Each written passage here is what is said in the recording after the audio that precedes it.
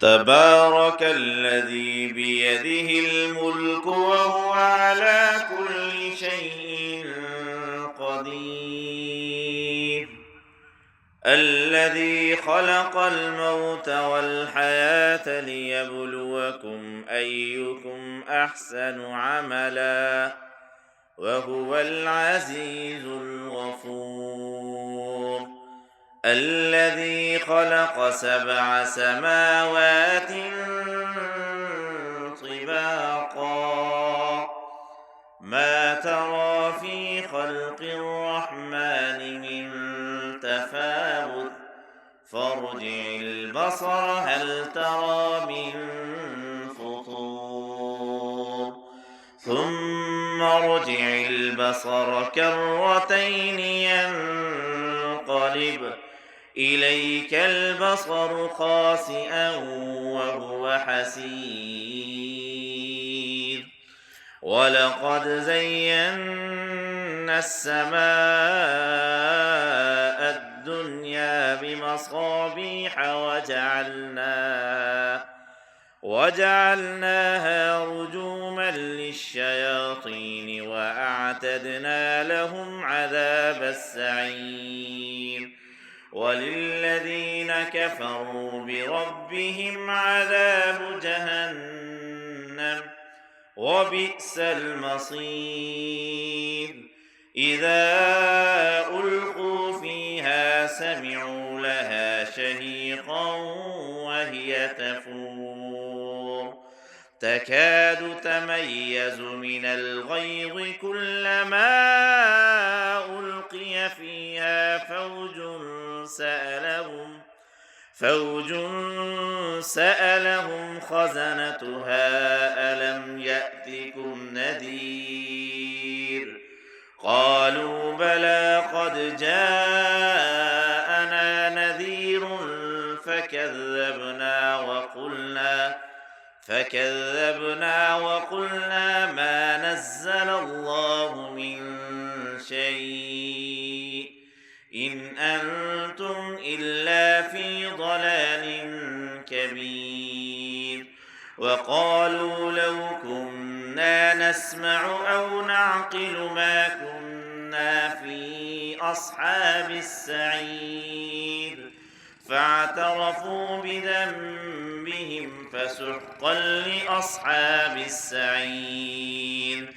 إن الذين يخشون ربهم بالغيب لهم مغفرة وأجر كبير وأسروا قولكم أو اجهروا به إنه عليم بذات الصدور ألا يعلم من خلق وهو اللطيف الخبير هو الذي جعل لكم الأرض ذلولا فامشوا في مناكبها وكلوا من رزقه وإليه النشور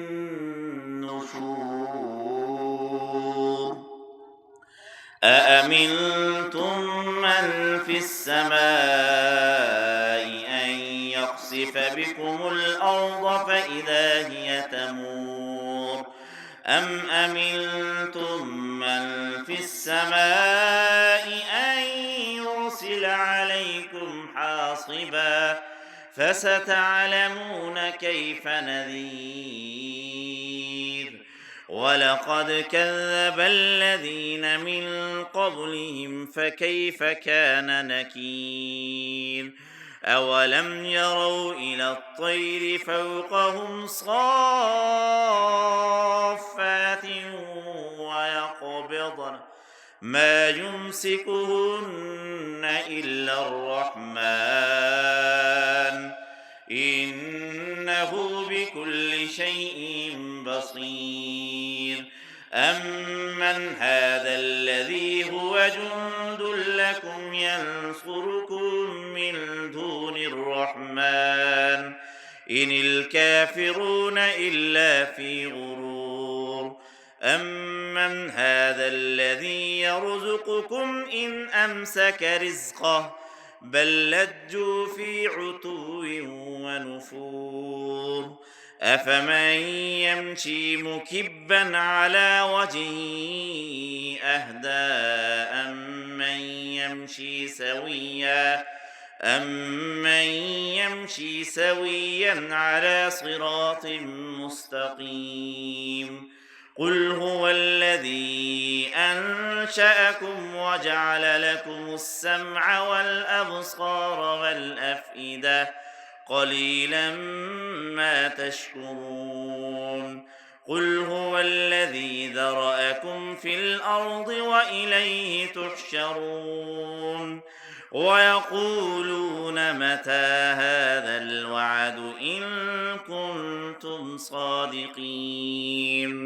قل إنما العلم عند الله وإنما أنا نذير مبين فلما رأوه زلفة سيئت وجوه الذين كفروا وقيل هذا الذي كنتم به تدعون قل أرأيتم إن أهلكني الله ومن معي أو رحمنا فمن يجير الكافرين من عذاب أليم قل هو الرحمن آمنا به وعليه توكلنا فستعلمون من هو في ضلال مبين قل أرأيتم إن أصبح ماؤكم غورا فمن يأتيكم بماء معين